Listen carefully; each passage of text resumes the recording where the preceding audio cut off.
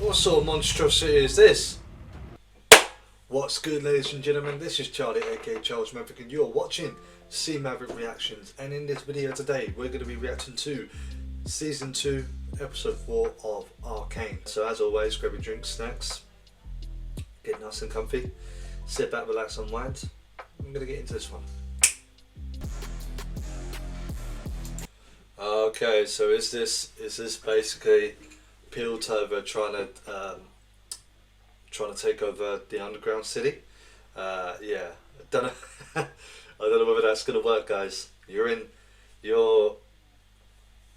going in their territory, so to speak, and don't really have a sense of how the world works or how society works in the underground city. So I think you're gonna get a lot of resistance. Yeah, I mean, you could literally just see there that Caitlyn is just full of anger. Same as Anakin Skywalker, Darth Vader, just full of anger, hate, revenge. Like, it's all she thinks about. All she thinks about is Jinx. Not good. I don't know what I thought. Just wasn't this. Oh, fair.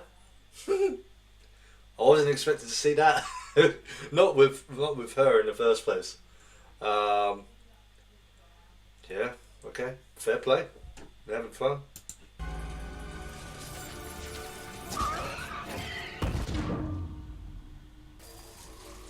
Damn. Eviscerated.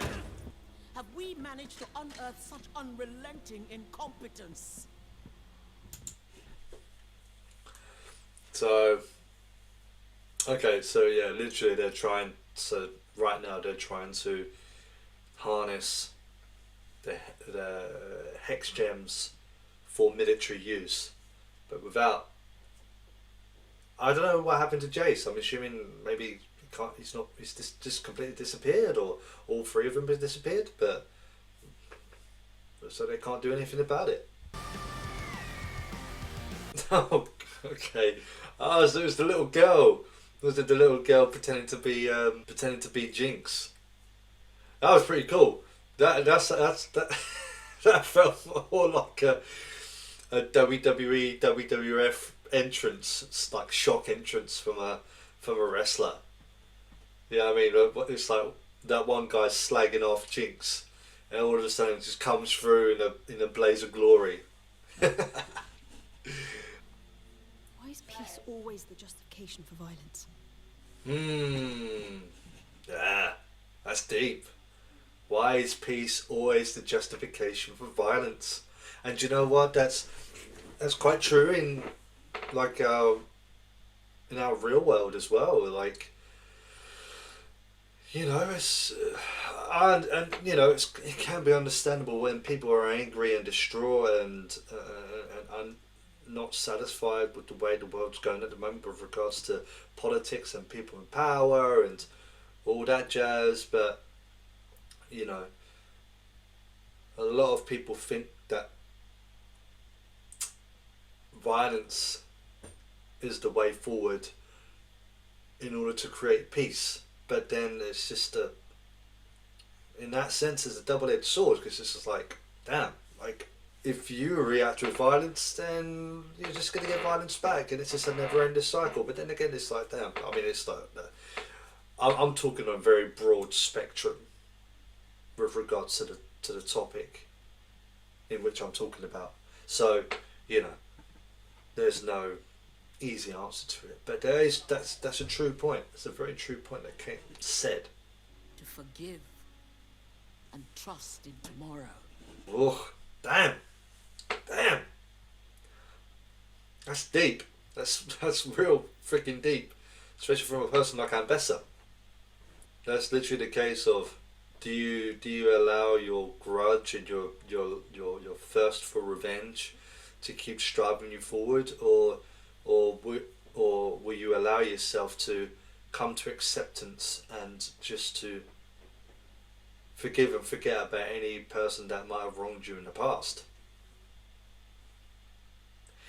It's a very, you know, if you're able to come to acceptance and peace and forgiveness, then great, and that's a very big step forward. But you know, I guess when someone loses a loved one in that particular way, that would be very hard not to have a grudge and seek revenge, you know? Now people avert their gaze when I roll by. My gaze isn't averted. I remember, because he was shunned by Ambessa to lead Piltover in favour of Caitlyn. And now he's just down in the freaking dumps and wallowing in his own sorrow. You know? When you value status that much, that's what happens. You want a symbol? Oh yeah, she lost her finger. Damn. Silco spent his whole Okay, so essentially Jinx at this point has had enough of fighting and chaos and war. So her way of maybe not dealing with it but avoiding it is just to stay in her home.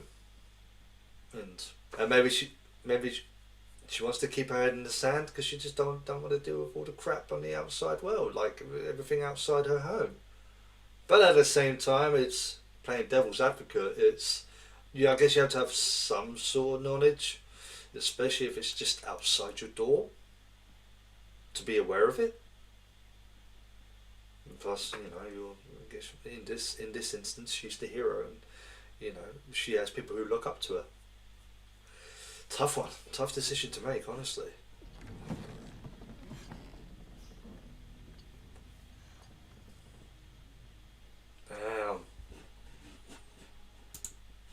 Damn. That's tough. Feeling like you have the whole world on top of your shoulders. Just all that pressure. Even if she has done wrong, which she has done with all those murders, but she has all that pressure on her shoulders to lead people and to guide people, and she doesn't really have. She only has one friend apparently, and she feels the loneliness of her current existence. That's deep. It's tough. Damn. Oh no, the tree's withering away. Oh, that's the worst. That's one of the saddest things I've ever seen. Oh, such a beauty of a tree like that and withering away. Damn it, everything's going downhill. Oh, he's a bad man.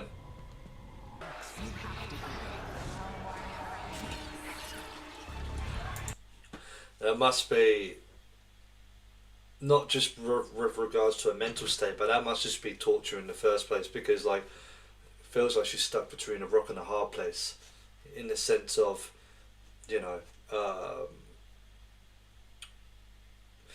she doesn't know what the right decision should be, whether she should lead the rebellion or to stay out of it and to live the life the way she has been living it recently. But yeah, oh mate, I like this episode. I really like this episode because it really is. There's a lot of questions with regards to morality and what is right and what is wrong, you know. So it's on a deep thinking level, you know. It's crazy. Damn.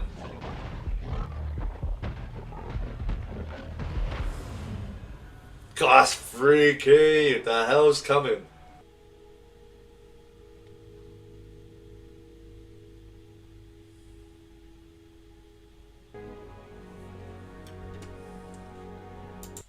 So is this a redemption arc, it seems? Well, you could say it's a redemption arc, yeah.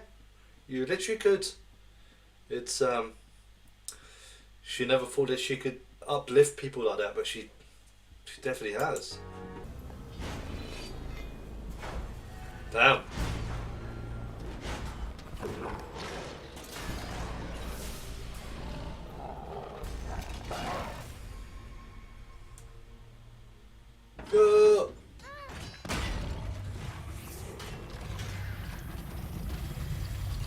What sort of monstrosity is this?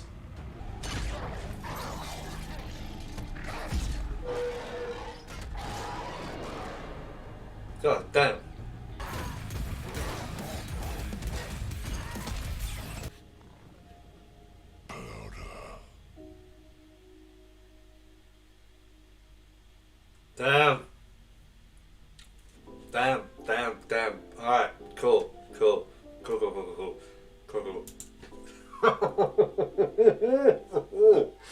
Oh, damn. That. Now that's what I call that. So I had my criticisms about the last episode. That's how you fucking do it. That's how you do it, man. Oh my god. That was a good episode, man. That was in my opinion, that was a return to form. That was a true return to form right there. And I called it as well. I knew Vanda was that beast hybrid sort of thing. I knew it. I knew it was him hanging up there or something like that. It's insane. Oh, I just loved everything about this freaking episode. Everything. The messaging, the development in character, especially for Jinx. It's like from villain to freaking anti-hero. Do you know what I mean? It's like one of those. Oh my goodness. Oh, and that fight sequence at the end was just savage and brutal and grueling and gory, but it's awesome at the same time. Oh, fills my heart with joy. Because now we've literally, I guess it was a bit of a slow start with regards to, well, when I say slow start, like I said before, I like slow pacing in an anime show, TV show, whatever, right? But there was this point where it was just like, it would go from quite slow, and it go really fast, and then it was just like, there wasn't any balance, there wasn't any cohesion with regards to the pacing. But this was good. That was, damn. Top three episodes, perhaps for me personally. That was good. That was good stuff, man. Props to you guys who made the show. You outdid yourselves in that one. You did outdo yourselves in that one. I swear to God, that was so good. Okay, to talk about the episode. Yeah, I mean, what can I say? Jinx's redemption arc. Caitlyn started, putting her foot down, using brute force in order to get the desired effect, and trying to achieve her particular goal with regards to finding Jinx. But her motivations were full of hate and anger and revenge, which obviously clouds people's judgments rather significantly in a negative way. We had that, and then little did we know that in this miniature time skip, Jinx has been hiding away.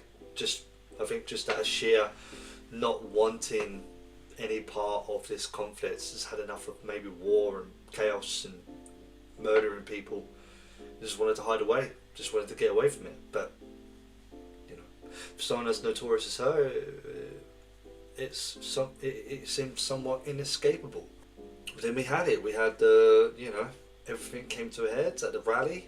The Nexon forces, I believe, started arresting everyone. Isha got in the crossfire. And that's obviously Jinx's pride and joy. So then Jinx and Saviga went to Stillwater Prison. I think that must be Stillwater Prison. Just like a revamped prison, I guess, to upgrade the amount of people that they were putting in there on a daily basis. So then, they went to Stillwater to grab Isha and release everyone else. But so then, and Jinx got her appreciation from her followers, like the influence that she had on them. Like I said, villain to anti-hero. It's like freaking Ghost Rider. Not a Ghost Rider. Okay, maybe more like Venom. Yeah, Venom works. I would say Joker, but that's a bit too obvious because there is a lot. Feels like I said before, there's a lot of influence on Jinx's character from the Joker, but I don't remember the Joker becoming an anti-hero. Maybe in the comics. Maybe in the comics. There must be a comic where the Joker is the anti-hero. So that would be a relevant reference with regards to that. But yeah, as she does release her followers, freaking Vanda in his beast form just comes charging. I know it's pretty much massacring everyone. And it's gruesome, violent, intimidating, scary, you could even say. That was a cool sequence. Loved it. All in all, great episode. I freaking absolutely loved this episode. I'm so happy it was a return to form. I'm so glad we've still got another 4 episodes, I believe, to watch. I'm glad, super glad. That's enough of me jibber jabbering on.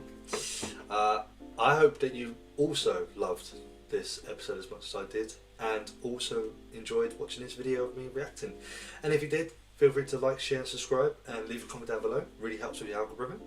I hope you're having a lovely day or evening or afternoon, wherever you may be in the world.